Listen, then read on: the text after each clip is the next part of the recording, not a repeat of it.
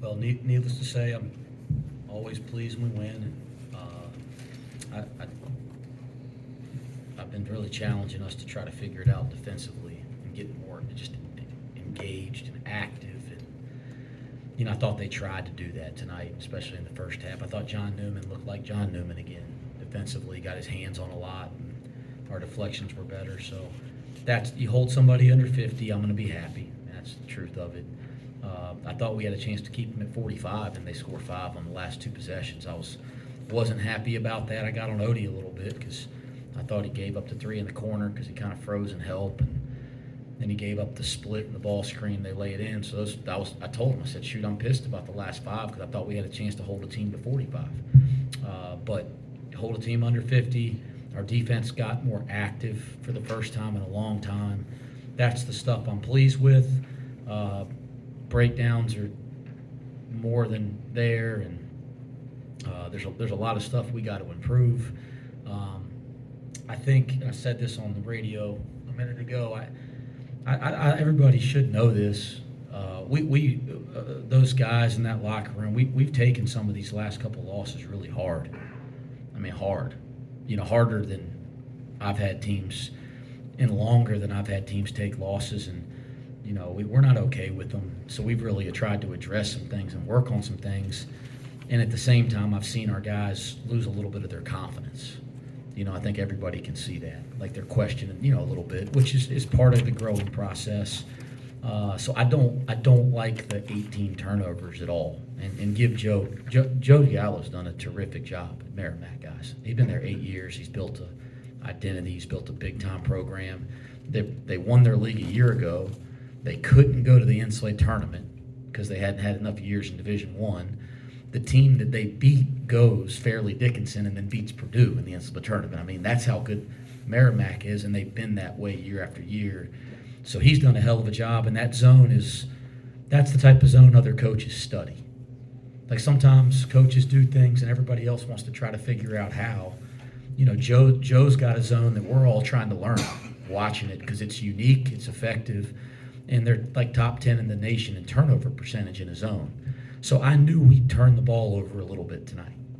They turn everybody over. It's what they're good at doing. 18 turnovers is more than we should turn the ball over against them.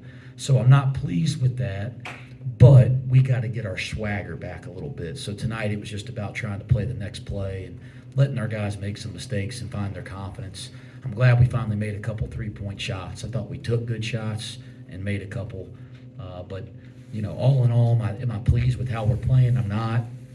But I'm glad we got our defense more active. I was pleased that we held a team under 50, and I thought we kind of get that confidence back playing, and I think we will.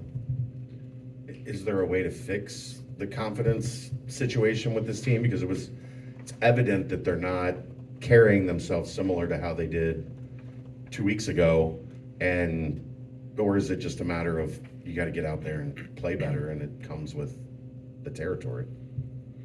If I had the magic wand, I'd never have a team that had any confidence problems. I think over 13 years as a head coach, I'd say that our teams have been really confident and played free and loose. I think guys that have played for us would say that. But, again, they've taken the losses hard. We've tried to address some necessary learning and teaching from some of the reasons that, we're not overcoming some of these losses. Like there's issues out there that, we're not trying to shot selection and, all those kind of things that, anybody can watch the TV and go, they shouldn't be doing that. So we're not stupid. So you address them. But then kids are trying to figure it out. These kids care a lot. They're trying. They're listening. And now you can kind of see them a little bit the last couple weeks because they want it so bad. You can see them. And it's just part of the process. And it's just part of the growth process. You guys got to remember they're still kids. Like they're still young people, and they're trying to be great. And this group wants it badly. And so now we got to kind of work through it a little bit. And I thought there was some good moments tonight. I did. I thought Seamoss the last couple games is finding his rhythm back on offense a little bit. It's good to get Jamil just knocking the rust off. Like he's rusty, and you can see it. Like I don't know what he said before I walked in here, but I doubt he doesn't think he played well. But everybody can see the talent. I mean, Day-Day's kind of getting back to himself. I thought Day-Day guarded again tonight for the first time. Like, he was better on the ball defensively. He had that one late, he lets a guy get by him and fouls. But outside of that, I thought he was pretty good. Vic, 8 for 14. I thought he made some nice decisions tonight. I think you saw some things starting to come back. Jizzle's finding his way. So, yeah, it's going to be a process. But college basketball, it's going to do this a little bit. The good teams do this, but they go like this as they're going up and down. The normal teams do this, but they kind of just keep doing it all year. And the bad teams do this, and they go the other way. So it's going to be up and down a little bit. You just want to keep that line on that bar graph, right, going that way while it goes up and down. And if this team keeps doing that, it's going to be okay. Jordan, update on Aziz and CJ, and in a way you don't want Aziz hurt, but it was good to get Reynolds the minutes, and he gives you a lot of boards there. Yeah,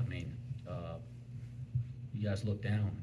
It's 11 rebounds, and I don't think he played well, and he doesn't think he played well. And I don't think anybody that watched doesn't see the talent, right? The explosiveness, the hands, the feet, and so he's going to be just fine. That was cool, but now we want Aziz and CJ back out there. I think we're a better team with those guys. I think everybody knows that. The analytics say that. My eyes say that. The players think that, and Aziz, in the first 2 minutes of the Dayton game, he was free under the basket. We threw him a lob, and somebody cracked down and hit him really hard. They did not call a foul, so I don't think everybody understands it. It was a foul, but he jacked his back up bad. And if any of you guys that ever had a back issue, I've had a couple. He's in pain. It hurts to stand up, sit down, all that. We did X-rays. There's no structural issues or anything like that. It's just muscular, but he's in pain. He'll be back. I just don't know if it'll be tomorrow or the next day after. I don't know. So it's kind of a day-by-day thing. And CJ pulled his hamstring in the first half against Dayton and then gutted it out in the second half. It definitely wasn't 100%. And I think with his history, he tore a hamstring, I don't know I think he completely tore his hamstring in Kentucky his first year and missed the entire season. So with the history of that, our trainer, Bob Mangine, feels really strongly that we got to be cautious. CJ would tell you he could have played tonight. Bob felt like it was the right thing to do. And if there's anything that I'll tell you is that I listen to Bob Mangine and I trust Bob Mangine. So he's got all of our best interest and certainly the players' best interest. So that's why those two didn't play. And it's a day-by-day thing, and they'll be back. I hope they'll be back by Friday. This team led Florida at the half and was only down 6 at Ohio State. So you kind of saw this coming with their style of play. Yeah, and I think anybody should go look at it. There's a pretty controversial play at the end of the Georgetown game. They had a legit one. They're in a one-possession game at Georgetown and had a legit chance to win. And there's a controversial play. Joe's press conference, he went crazy about it. If you guys want to go research that, so yeah, they've played 3 high major games. Ohio State, it's a game, and I thought Ohio State played well and had a good plan against their zone. They're beating Florida at the half, and then Florida kind of broke away from them in the second half, and then Ohio State, Florida, and then they had a one-possession game with Georgetown with a chance to win in a controversial play at the end. So, I got a lot of respect for Joe Gallo and what he's built, and he's picked to win his league, and he's got a really good chance to do that. There's a good chance you guys will watch this team play in the NCAA tournament. So, do I think we did everything like I want to do? No. Am I excited about how we played tonight? No, but I am pleased that we held them under 50, and anytime you beat a team that's going to play in the tournament, most likely, by double figures, that's a good thing. Vic said one of the main reasons for the response after the Xavier and Dayton losses, the guys who have been here know the expectations for this program. Have you kind of seen the guys that have been here set the tone in practice after those losses? Yeah, like I said, the kids want it as bad as you can want it, and the kids that have been here want it as bad as you can want it. There's kids crying in the locker room after the Dayton game, that have been here. And so, this isn't a want to type of thing. They can't want it more. They might want it too much. We all might want it too much type of thing. We're trying to learn what it takes as a team, to win on the road or outside of this building against the best teams. And we're trying to build the habits and what we do every day to do that. Like, we got to learn how to defend with the right mentality as a unit for 40 minutes, every single possession. You cannot win on the road in college basketball if you don't have that approach. You cannot win. All right, and so now we're back at home where we're a little more comfortable, but we got to try to build that now. We got to try to build that in practice.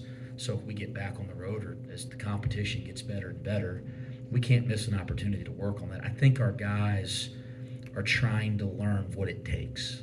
They can't want it more, but they got to learn what it takes to win. We're learning as a group what it's going to take to win. I hate that we're learning that through losses. I think we're good enough to learn through wins. I'm not making an excuse. But you're going to have to learn. Every group's going to have to learn. And it's not like we got 10 guys in that locker room that played in Final Fours, guys, or won conference championships, right? Like, we got a group that wants to, that has the right mentality. We have talent. We have great kids. They want it. They work at it. But we got to learn as a group what this is going to take. And our returning players are really trying to figure it out because they want to win against the local opponents. They want to win every night. They want to win against the best teams. And we got a lot of big-time games ahead on our schedule. One more?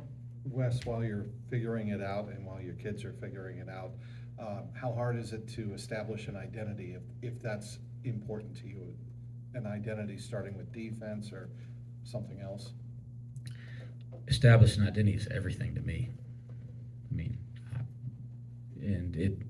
I don't make excuses. I don't sit up here and make excuses. You guys been around me for 3 years. I'll face the fire, admit when we have wrong, when we have faults. We're not in the excuse business. Nobody wants to hear that crap. Okay, I certainly don't live like that.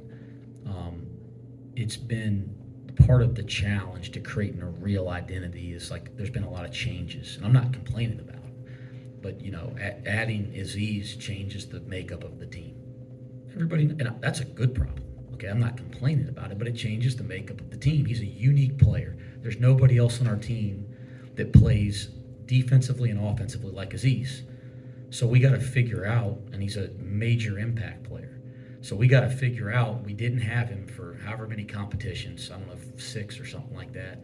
Now we got to adjust, get him involved because we're going to be better with him and then that affects other guys. And so you're adjusting that identity or that plan. And then you add Jameel Reynolds. And he's a major impact player and he's unique. So it's not like, you've been doing all this stuff that worked for Vic, and they're different players. So trying to kind of find this team's identity, whether it's strategically, whether it's like in competition, when the chips are down, like it's a process, and it's very important to me. But you don't snap your fingers and it happens overnight. And we've been working at that for two years and change, some of the mentality things. And so, guys like John. And I was upset with John's play defensively in the last game because he understands our defensive identity. And he sets the tone for that for this team. And the minute he gets away from being John Newman, that's going to make us take a step back. Tonight I thought John Newman was John Newman again. I don't care about his line.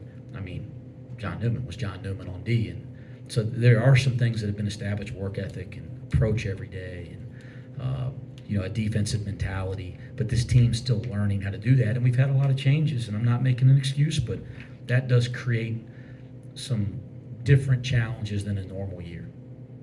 Thanks, Coach. Thanks, Wes.